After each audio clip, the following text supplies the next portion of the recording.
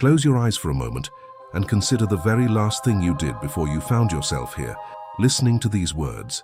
Perhaps you picked up a glass of water, adjusted the collar of your shirt, or lingered for an extra heartbeat, staring at a passing shadow on the wall. In the grand ledger of your life, these moments feel like dust, small, weightless, and entirely inconsequential. We are taught to believe that only the tectonic shifts matter, the graduations, the weddings, the sudden tragedies, the grand career moves. We treat the rest of our existence as a silent background, a series of filler frames in a movie where only the climaxes are scripted. But what if I told you that this perception is the greatest illusion ever woven? What if every breath you take is not just a biological necessity, but a strike of a hammer on the anvil of reality, vibrating through every atom in the cosmos? Imagine for a second that the universe is not a collection of separate objects moving through empty space, but a single, unbroken fabric of infinite sensitivity. If you pull a single thread on one side of a tapestry, the entire image shifts, even if only by a fraction of a millimeter. This is the mystery we are hunting today, not just a scientific theory about weather patterns, but a profound philosophical realization that nothing, absolutely nothing, is trivial. Every action you take, and perhaps more importantly, every action you choose not to take, is a seed planted in a soil that never forgets. You are not a passenger in this reality. You are a co-author, writing sentences with your footsteps that will be read by stars you will never visit. The story of how we came to understand this terrifying beauty begins not in a temple or a laboratory of high-energy physics, but in the quiet humdrum office of a meteorologist in 1961. Edward Lorenz was a man of numbers, a man who believed, like most of his peers, that the world was a giant, predictable clock. He was using a primitive computer to simulate weather patterns, inputting long strings of data to see how the atmosphere would behave. One afternoon, he decided to repeat a simulation he had run before, but to save time, he started the sequence from the middle, typing in the numbers from his previous printout. He made a tiny change, a change so small it should have been invisible. Instead of typing the full 6 decimal places, 0.506127, he rounded it off to 0.506. In any logical world, a difference of less than 1 part in 1,000 should have produced a nearly identical result. A small error in the beginning should lead to a small error in the end. But as the computer whirred and the lines of data began to emerge, Lorenz watched in utter disbelief. The weather pattern did not just drift slightly, it transformed entirely. Within a simulated month, the tiny difference in those 3 decimal points had evolved into a massive, unpredictable storm. This was the birth of chaos theory, the scientific recognition that in complex systems, the smallest spark can ignite a sun.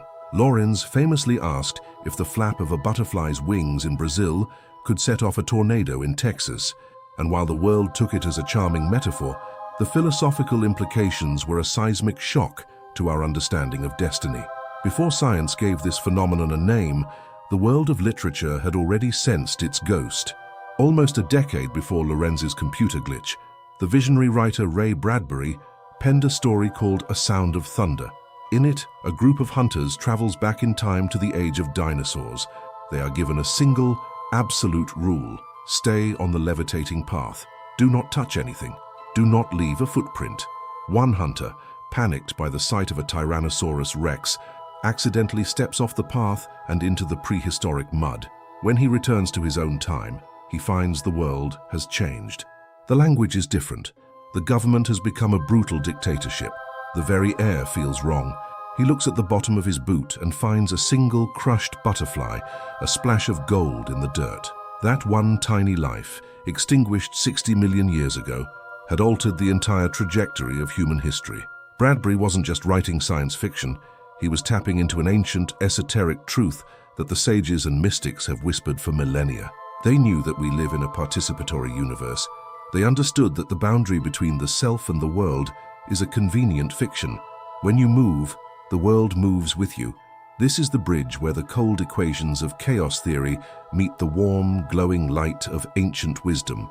We are forced to ask, if a decimal point can change the weather and a butterfly can change a civilization, what is your current state of mind doing to the future? Think about the non-actions in your life, the phone call you didn't make, the I love you kept behind your teeth. The moment of anger you chose to swallow instead of spitting out. We often think of these as nothing, as zeros in the math of our day. But in a non-linear universe, there are no zeros. Every void is a shape. Every silence is a frequency. If you had taken that one job you turned down 5 years ago, every single person you know today might be a stranger. The person sleeping next to you might be a ghost in a timeline that never manifested. You are standing at the center of a web of infinite might-have-beens, and your smallest choice today is the gravity that pulls one of those futures into being. This brings us to a crossroads of consciousness. If every act is a seed, then we are all farmers of fate. But most of us are walking through the fields in the dark, throwing seeds over our shoulders without looking where they land. We treat our lives as a series of disconnected events, failing to see the invisible threads of the implicate order that David Bohm described, the hidden wholeness that connects the movement of your hand to the rotation of a galaxy. We are part of a noosphere, a planetary layer of thought and intention that Pierre Teilhard de Chardin believed was the next stage of our evolution. If we are to become true mystery hunters, we must stop looking for the big answers and start looking at the small causes. We must realize that the miracle is not in the grand reveal, but in the subtle shift. It is time to dismantle the paradigm of the trivial. It is time to realize that the universe is listening to your every thought, not because of a divine judge, but because you are the mouth through which the universe speaks. What kind of story are you telling with the way you walk across a room? What kind of climate are you creating in the lives of others with the simple tone of your voice?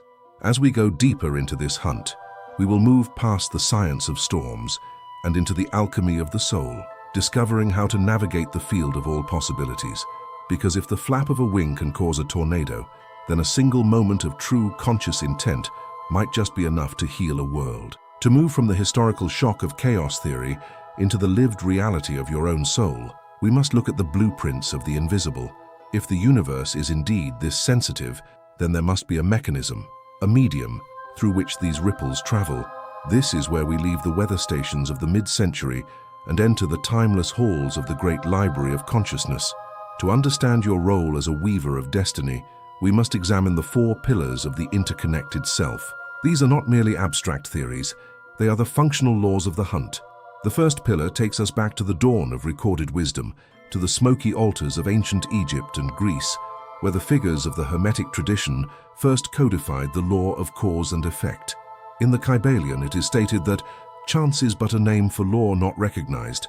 There are many planes of causation, but nothing escapes the law. For the Hermeticist, the butterfly effect wasn't a discovery, it was a fundamental assumption of being. They viewed the world as a series of nested gears. When you turn the smallest gear in your heart, a larger gear in your environment moves, which in turn rotates a massive gear in the cosmic order. The practical application of this law begins with the realization that there are no isolated events. Think of your life as a garden where the soil is perfectly reactive. Every thought is a chemical signal, every word is a seed, and every action is a watering of that seed. Most people live in a state of reactive chaos, wondering why their lives are full of weeds when they have been throwing random seeds into the wind for decades.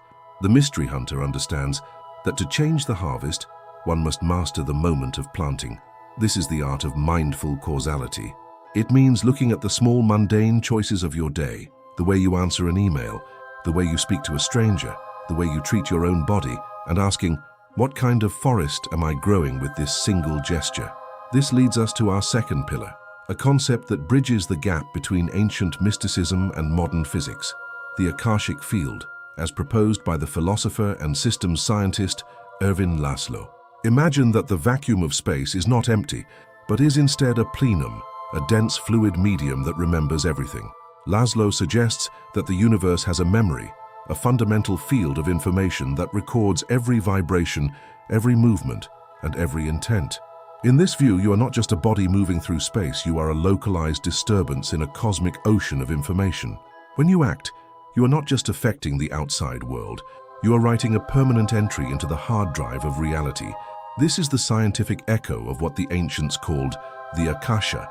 If you throw a stone into a still lake, the ripples eventually reach the shore, but they also change the pressure and the molecular structure of the entire body of water. Ervin Laszlo's work implies that your consciousness is a transceiver. You are constantly receiving information from this field, and you are constantly broadcasting your own state of being back into it. The practical bridge here is profound. If the universe remembers, then your non-actions are just as recorded as your actions.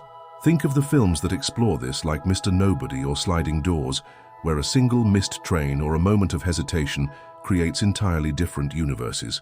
In Laszlo's field, that hesitation is not a nothing. It is a specific frequency of waiting that informs the field of what you are ready for.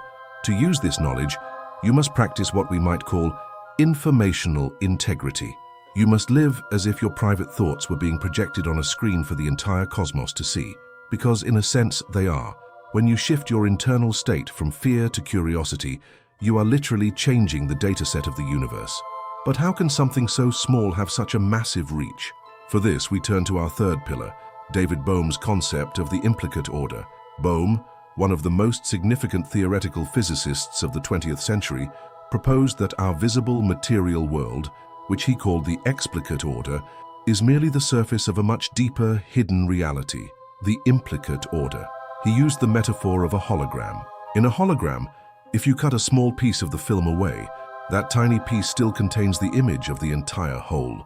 This is the mind-blowing core of our hunt. If the universe is holographic, then the butterfly effect is not just a chain reaction of A hitting B and B hitting C.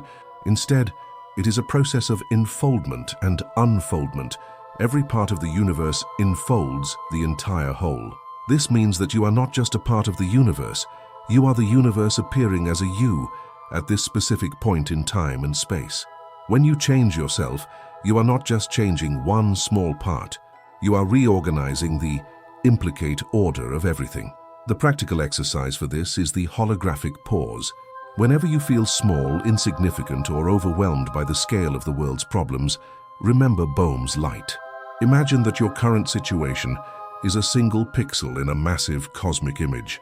By changing the color of your own pixel through intent and presence, you are shifting the mathematical balance of the entire picture. You don't need to move mountains, you only need to move the you that perceives the mountain.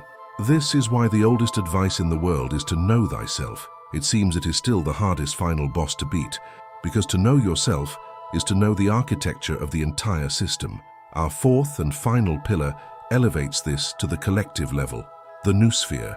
Pierre Teilhard de Chardin, a Jesuit priest and paleontologist, envisioned the Earth not just as a ball of rock and life, but as a planet developing a mind. He saw the evolution of the geosphere, rock, into the biosphere, a life, and finally into the noosphere, a layer of thought, an envelope of collective consciousness surrounding the planet. Chardin believed that as we become more interconnected through technology and communication, we are literally weaving a planetary brain. Today, we see this in the digital web of the internet, but that is only the skeletal structure. The meat of the noosphere is the quality of our shared thoughts. If the butterfly effect is true, then every time you contribute a thought of hate or a thought of wonder to the collective, you are altering the mental climate of the Earth. We are all living in each other's shadows and each other's light. The practical mandate of the noosphere is collective responsibility. You must realize that your mental health, your clarity, and your ethical choices are not private matters. They are public contributions to the noospheric health of the species. When you choose to educate yourself, to heal your traumas, or to act with compassion, you are acting as a healthy neuron in the global brain. This is the butterfly effect on an evolutionary scale. One person's awakening can become the phase shift that tilts the entire species toward a new level of being. So how do we integrate these four pillars into a daily practice? How do we live as conscious butterflies in a world of storms? It begins with 3 simple shifts in perception. First, the 5-second rule of impact. Before you speak, before you click, before you react, pause for 5 seconds and visualize the ripples leaving your body. See them traveling through the walls, through the air, and into the implicate order. Is this the frequency you want to echo forever? Second, practice the power of non-action.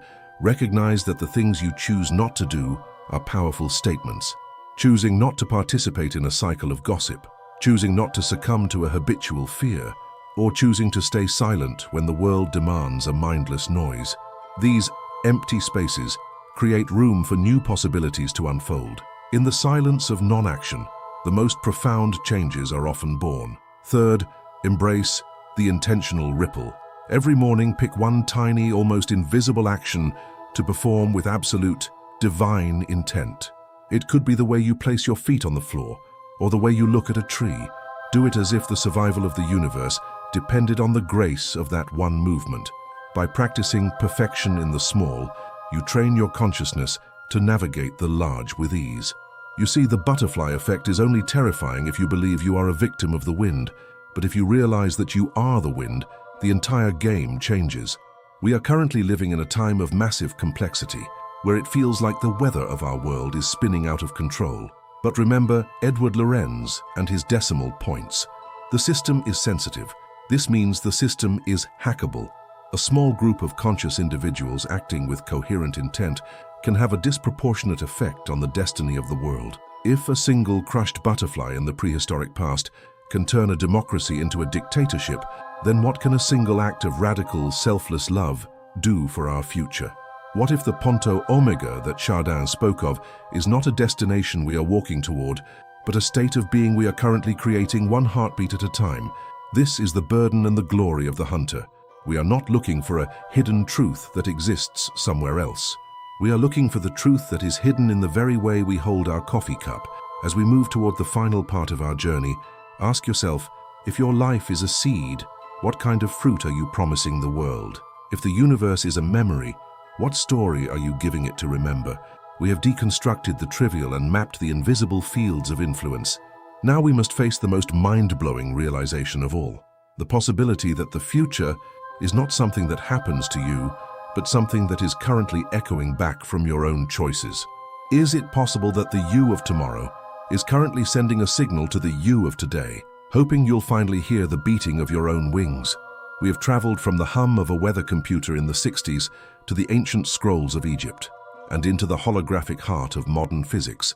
We have established that you are a weaver, a broadcaster, and a neuron in the mind of the earth. But now we must face the most disorienting truth of this hunt, the moment where the logic of cause and effect takes a turn into the truly paradoxical. If the universe is an unbroken whole, as David Bohm suggested, and if every moment is enfolded within every other moment, then we have to ask ourselves a question that challenges the very nature of time.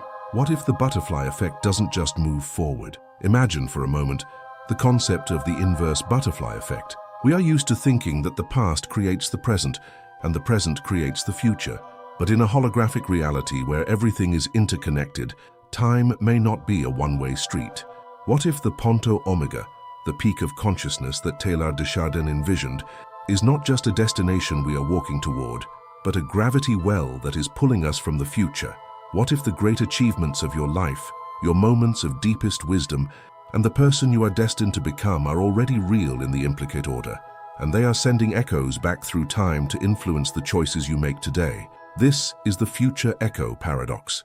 It suggests that your intuition, that sudden urge to take a different path home or to finally speak a hidden truth, might not be a random spark of the brain.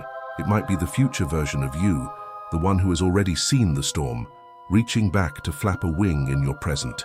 If a single action today can change the world in 100 years, then a single realization in the future must be able to ripple back into your heart right now. It means the hunt is not just about tracing where we came from, but about listening for where we are being called. This realization shifts our responsibility from mere caution to a form of sacred presence. If every act is a seed, then you are currently living in the forest planted by your past self, but you are also the architect of the landscape your future self will inhabit. This is the weight of the non-trivial. It can feel overwhelming to think that every thought is a cosmic event, but the secret is to move from anxiety to alchemy. The goal is not to become perfect, but to become coherent. In physics, coherence is when waves align to create a beam of light as powerful as a laser. When your thoughts, your words, and your small daily non-actions align with a single conscious intent, you become a coherent ripple in the Akashic field. Think about the implications for your daily life. If you truly believe that your mood while cooking a meal would affect the health and the consciousness of those who eat it, or that your silent patience in a traffic jam would somehow ease the collective tension of the noosphere, would you live differently? This is where the philosophy of the mystery hunter meets the reality of Monday morning. We often wait for a sign from the universe to tell us we matter, But the butterfly effect is the ultimate sign that you cannot not matter. You are mathematically incapable of being insignificant. The universe is so sensitive that it cannot ignore you even if it wanted to. The great irony of our modern age is that we have never been more connected technologically, yet we have never felt more isolated and powerless. We look at the big problems of the world and feel like a single butterfly facing a hurricane. But this is a mistake of scale. The hurricane is the butterfly, just expanded through the lens of time and complexity. You do not need to be a world leader or a famous revolutionary to change the trajectory of the human story. You only need to master the small gears of your own immediate reality. By choosing a moment of wonder over a moment of cynicism, you are literally changing the refractive index of the noosphere. You are making it easier for the next person to find wonder too. As we reach the end of this particular hunt, we are left with a final, fascinating dilemma. If the universe is a participatory hologram, and if your every gesture is a stroke of the brush on a canvas that never ends, then who is truly the artist? Are you the butterfly or are you the wind? Perhaps the answer is that you are the relationship between the two. You are the point where the infinite potential of the implicate order meets the specific, beautiful limitation of a human life. It seems the oldest advice in the world is to know thyself, and it is funny how that remains the final boss we must all face. Because to know yourself is to realize that there is no edge where you end and the rest of reality begins. You are a localized expression of a total process. Your life is not a series of accidents. It is a symphony of meaningful coincidences and conscious causes. Every time you choose to act with awareness, you are reclaiming your throne as a co-creator of the cosmos. We must learn to live with the paradox that we are both entirely small and infinitely powerful. We are the dust that dreams, and the dreams that move the dust. So as you go back into your world, look at the small things. Look at the way the light hits a glass of water. Look at the person sitting across from you. Listen to the thoughts that drift through your mind like clouds. None of it is filler. None of it is trivial. It is all the work. It is all the hunt. What if the goal of your life isn't to find all the answers, but to finally understand the magnitude of the questions you are asking with your existence? What if the most mind-blowing revelation isn't found in a distant star or an ancient book, but in the terrifying, beautiful realization that the universe is waiting for your next move? You are holding the thread. You are flapping the wings. What kind of storm will you choose to be? Liked this journey? Hit subscribe so we can continue this hunt together, exploring the hidden corridors of consciousness and the echoes of the soul. And that's our hunt for now. A wild mix of documented history, complex science and tantalizing what-ifs based on the profound ideas of thinkers like Bohm, Laszlo, and Chardin. What do you think? Are we the masters of our ripples or just travelers on an ocean we can never truly map? The mystery continues, and the next butterfly is already in flight.